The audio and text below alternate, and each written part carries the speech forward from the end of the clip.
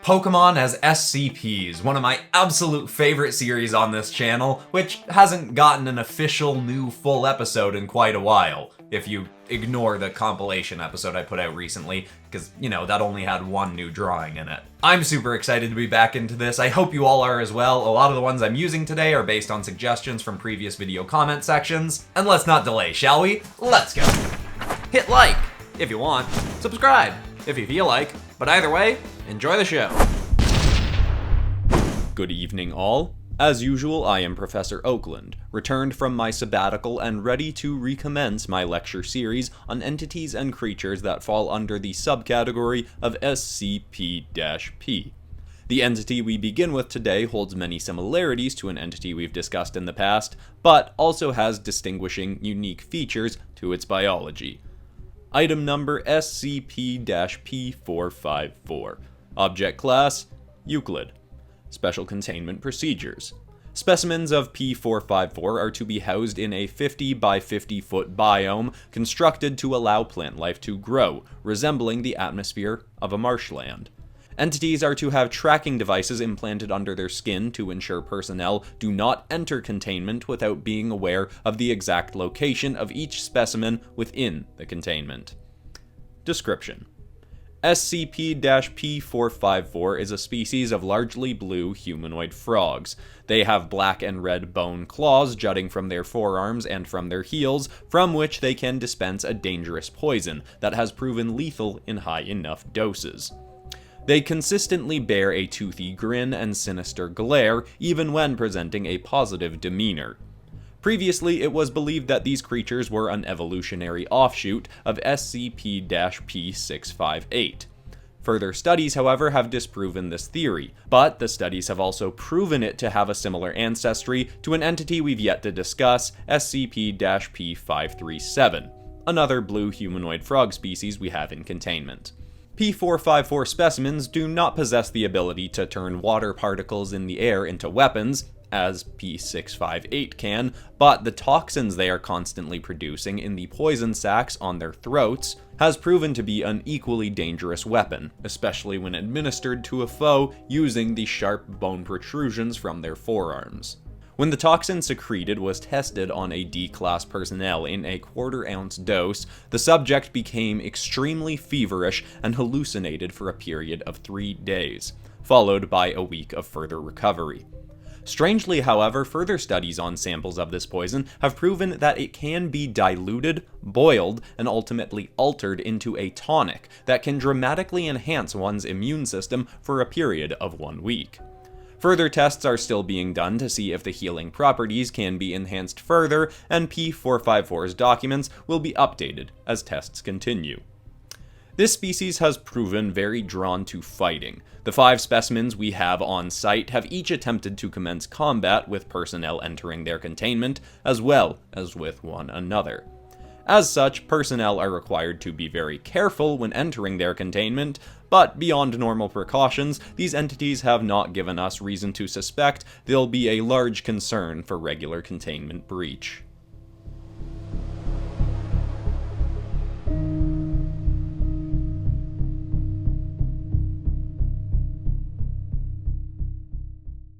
Item number SCP-P386. Object class, Keter.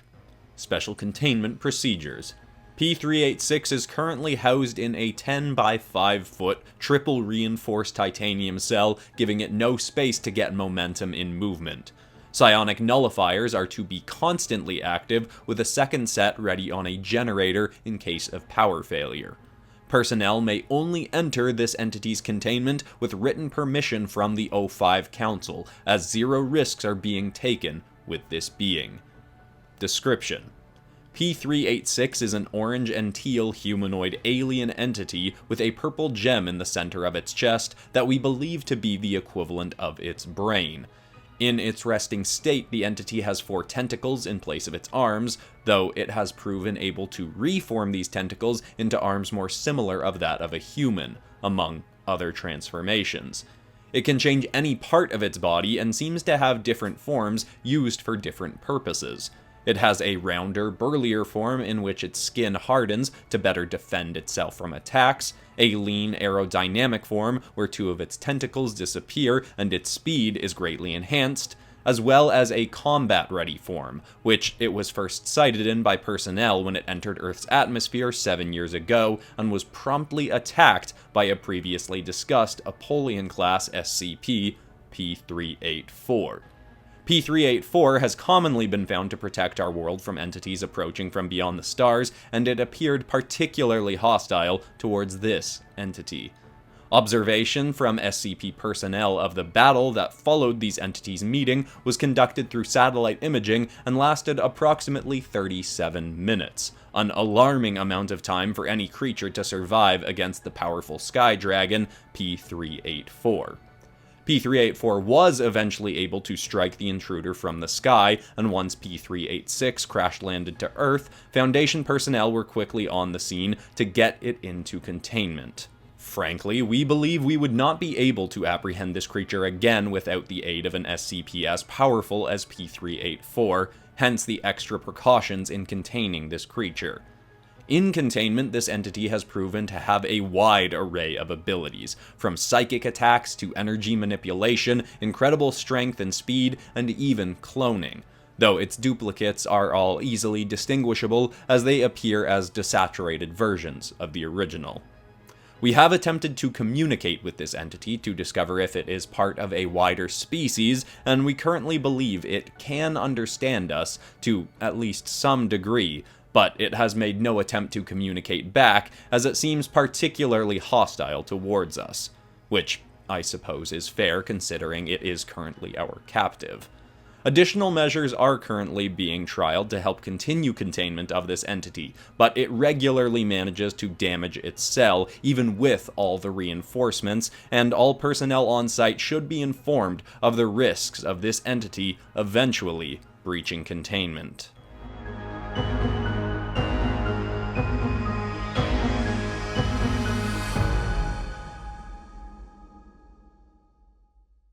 The next SCP we'll discuss is one in a grouping of SCPs that all spawn from a single species, classified SCP-P133, that is able to transform its biology based on any environment it resides in for a long enough period of time. Today I will cover a variant of this species that was the result of P133 residing in a water-based environment for a period of 3 years. Item number SCP-P134. Object Class: Euclid. Special Containment Procedures.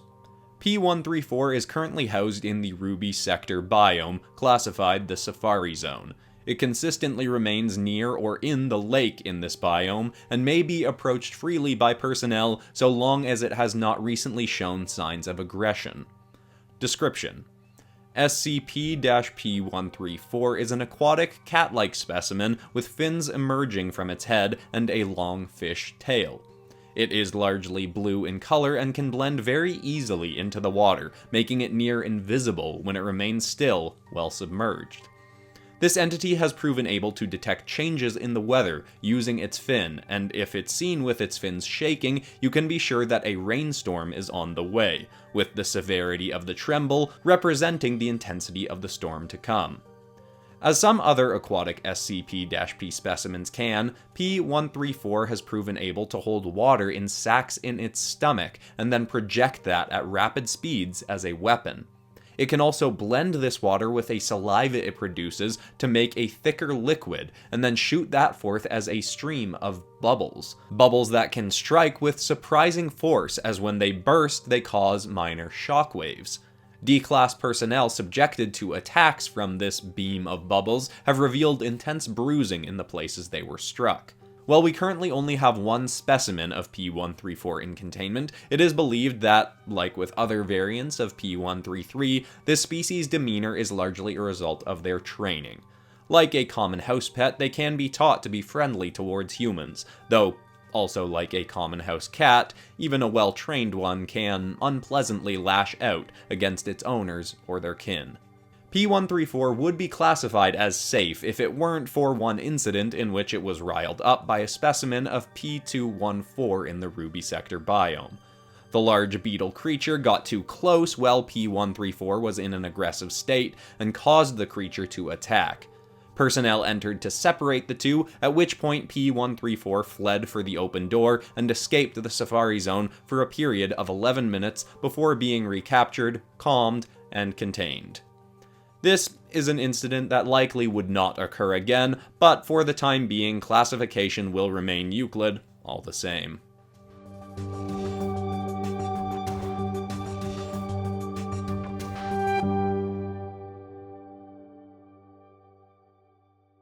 The final entity we'll discuss today has only recently been brought into containment, and as such has not yet been given a number classification.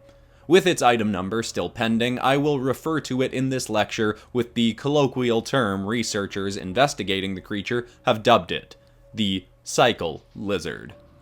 Object class, pending as well, but presumed safe. Special containment procedures. The 3 Cyclizars we have in containment are currently housed in standard containment cells, but are also regularly brought out of containment to conduct trials and experiments on.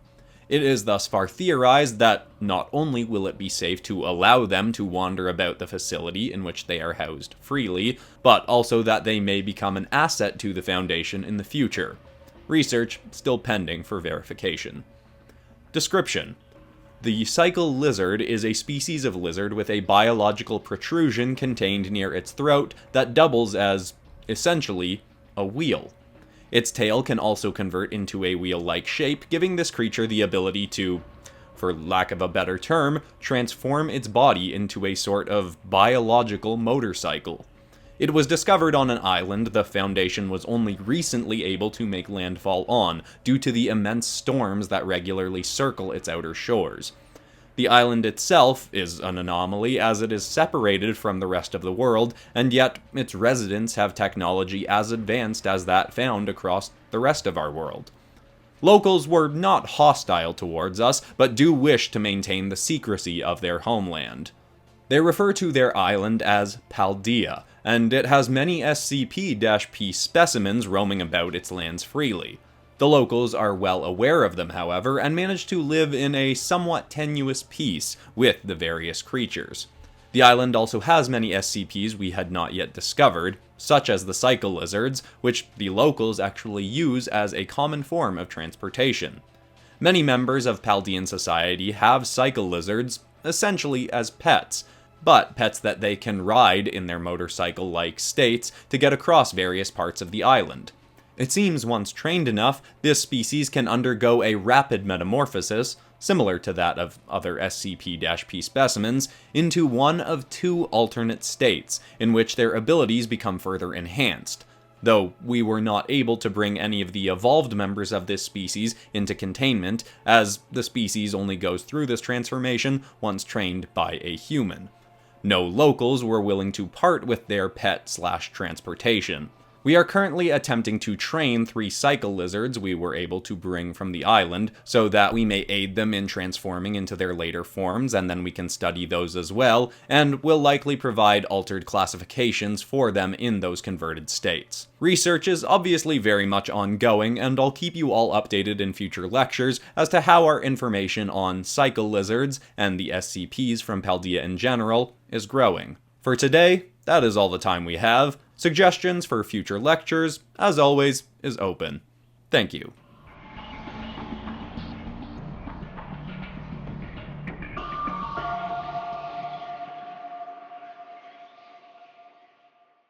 Alright, so I definitely still love this series, and I would be happy to keep it going if you all are still into it as well. Or, of course, I could continue my new Pokemon as Dragon series, or both. Give me ideas for other Pokemon you'd like to see me use in this series, that series, or do whatever with. And if you're new to the channel and you haven't seen the previous episodes in this series, all the other ones have been put in one convenient compilation video that'll link up in the cards. But besides that, that's all for today, except of course for ending this video on some kind of positive or inspiring note, and the thought I want to leave people with today is a quote from Carl Jung, which is, "Until you make the unconscious conscious, it will direct your life, and you will call it fate." We all have things that we do in our daily lives unconsciously that can be helping us or hurting us, so take some time to analyze the way you live your life regularly and see if there's anything you could do to improve your routines. And build yourself some more positive unconscious actions by first doing them consciously. I hope that's inspiring to someone out there. Thanks so much for watching, everybody. I love you all, and I'll see you all in the next episode on Friday. Goodbye.